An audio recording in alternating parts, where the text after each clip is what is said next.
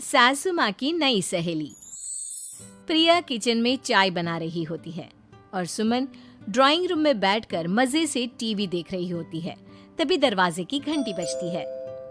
प्रिया, जरा देखना तो कौन आया है। देखती हूँ मम्मी जी।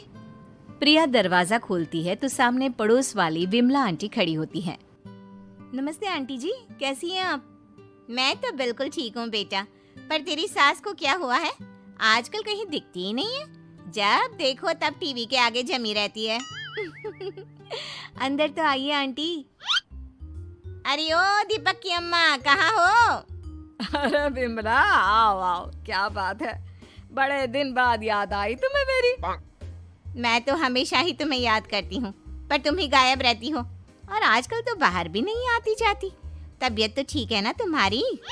अरे तबीयत को क्या होना है, इस उम्र में तो कुछ ना कुछ लगा ही रहता है। मेरी छोड़ो, तुम ये बताओ कि क्या चल रहा है गली मोहल्ले में। तुम गली मोहल्ले की छोड़ो, चल तो तुम्हारे पड़ोस में रहा है। तुम्हारी नई सहेली आई है। मेरी कौन सी नई सहेली? मैं तो यहाँ बस तुमसे बातचीत कर लेती हूँ या फिर बाजू वाली शर्मा की बहू से दो चार बातें कर लेती हूँ। इसीलिए तो कहा कि तेरी नई सहेली आई है। अब कोई पड़ोस में आया है तो बात तो होनी ही है। कम से कम इसी बहाने हमारा भी एक ग्रुप बन जाएगा। फिर सब मिलकर अपनी बहुओं की शिकायतें किया करेंगे। दोनों हंसने लगते हैं।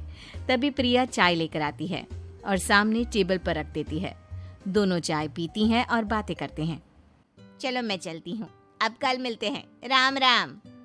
अगले दिन प्रिया किचन में कुछ काम कर रही होती है और सुमन आराम से सोफे पर बैठकर मटर छिल रही होती है। तभी डोरबेल बजती है।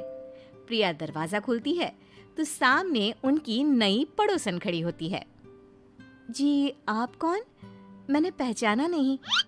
नमस्ते बेटा, मैं शारदा, आपके बगल वाले घर में अभी 2-4 दिन पहले ही शिफ्ट हुए हैं।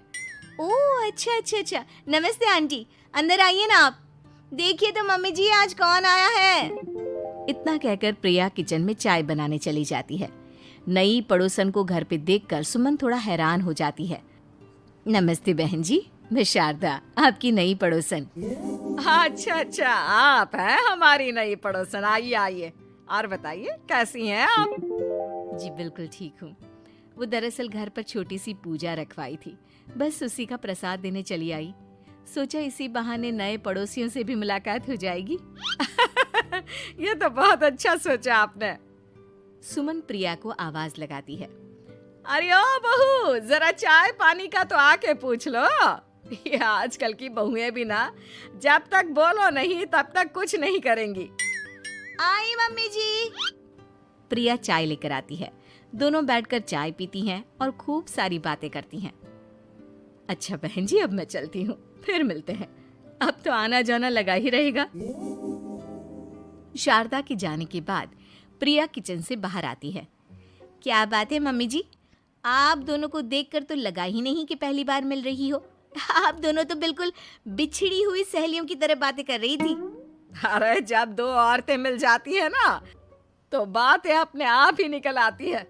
अब तू अपने काम पर ध्यान दे, बातों पे नहीं। ऐसे ही कुछ दिन बीत जाते हैं। अब सुमन और शारदा अच्छी सहेलियां बन गई होती हैं। दोनों एक साथ मंदिर जाती, मार्केट जाती और कभी कभी तो विमला भी इनके साथ मिलकर खूब हंसी ठिठोली करती।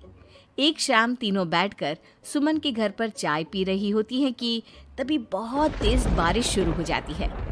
सुमन जोर से प्रिया को आवाज लगाती है।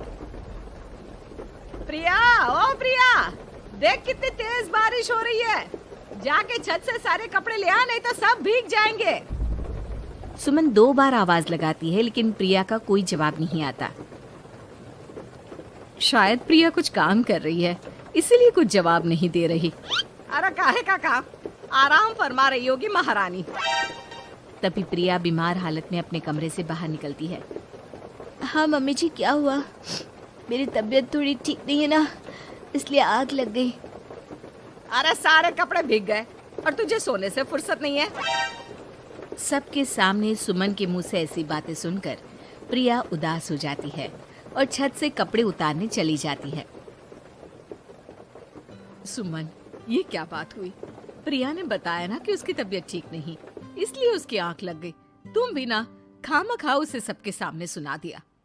अरे आप नहीं जानती शारदा जी, कुछ बहुएं ना बहुत आलसी होती है, घर का एक काम नहीं करना चाहती। ऐसा नहीं है सुमन, तुम्हारी बहू तो बहुत प्यारी है, तुम्हारी सारी बात भी तो मानती है। हाँ सुमन, तुम प्रिया के बारे में ऐसा क्यों सोचती हो? मेरी भी दो बहुएं हैं, लेकिन मैं उन्हें अपनी बेटियों की तरह रखती हूँ। आखिर वो भी तो किसी की बेटियां ही है ना। और अगर तुम ऐसा ही व्यवहार करोगी तो एक दिन प्रिया भी तुम्हारे साथ ऐसा ही बर्ताव करेगी। शारदा और विमला की बातें सुनकर सुमन की तो बोलती बंद हो जाती है। वहीं प्रिया भी बाहर से सारी बातें सुन रही होती है। अरे मैं कोई उसकी दुश्मन थोड़ी ना हूँ, मैं भी उसकी माँ हूँ, लेकिन कभी कभी सास बनना पड़ता है, नहीं तो बहुएं हाथ से निकल जाती है। देखो सुमन, ये सब सोच का फर्क है। अगर तुम ये सोचोगी तो कभी प्रिया को अपनी बेटी नहीं बना पाओगी। इतना कहकर शारदा और विमला वहां से चली जाती हैं और सुमन अकेले बैठकर उनकी बातें सोचने लगती है। अगले दिन प्रिया और दीपक अपने कमरे में बैठकर बात कर रहे होते हैं और सुमन उनके कमरे के बाहर कुछ काम कर रही होती है और उन दोनों की बातें सुन लेती है।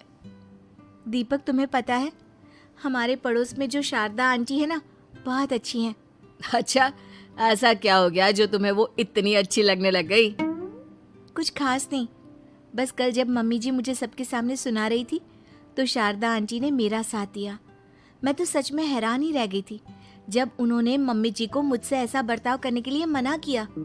अच्छा, फिर क्या हुआ? होना क्या था, शारदा आंटी तो मम्मी जी को समझा ही रही थी कि बहू को भी बेटी की तरह ही रखना चाहिए, लेकिन मम्मी जी तो मम्मी जी है ना, उन्हें तो मुझ में हमेशा कमी ही दिखती है। काश मुझे भी शारदा आंटी जैसी सास मिली होती जो मुझे भी अपनी बेटी जैसी समझती। सुमन ये सब सुनकर बहुत उदास हो जाती है और वहां से चली जाती है। प्रिया की बातें सुमन के कानों में बार बार गूंज रही थी। उसे बहुत शर्मिंदगी महसूस हो रही थी कि उसने प्रिया के साथ बहुत गलत किया है। अगले दिन सुमन शारदा और विमला को बुलाती है। क्या बात है सुमन, आज तूने ऐसे अचानक क्यों बुलाया? सब ठीक तो है ना? हाँ, सब ठीक है, तुम दोनों बैठो तो सही। तब तक दीपक और उसके पापा भी आ जाते हैं। प्रिया, तुम भी आ जाओ। क्या हुआ मम्मी जी, आपने बुलाया? हाँ प्रिया बेटा, मैं आज सबके सामने तुमसे माफी मांगना चाहती हूँ। मैंने आज तक तुम्हारे साथ बहुत बुरा व्यवहार किया है, लेकिन तुमने कभी भी मेरे साथ बुरा बर्ताव नहीं किया। मुझे अपनी गलती का एहसास हो गया है, हो सके तो मुझे माफ कर देना। प्रिया अपनी सास की बातें सुनकर हैरान हो जाती है। उसकी आंखों में आंसू आ जाते हैं। प्लीज मम्मी जी, आप मुझसे माफी मत मांगिए, मैं भी आपकी बेटी ही हूँ। वैसे एक थैंक यू तो मेरी नई सहेली को भी बनता है, जिसकी वजह से मुझे मेरी गलती का एहसास हुआ। शारदा बहन, आपका बहुत बहुत शुक्रिया जो आपने मेरी आंखें खोल दी। अरे क्या सुमन, तुम भी ना? तो फिर इसी बात पर चाय और पकोड़े हो जाए? हाँ, क्यों नहीं।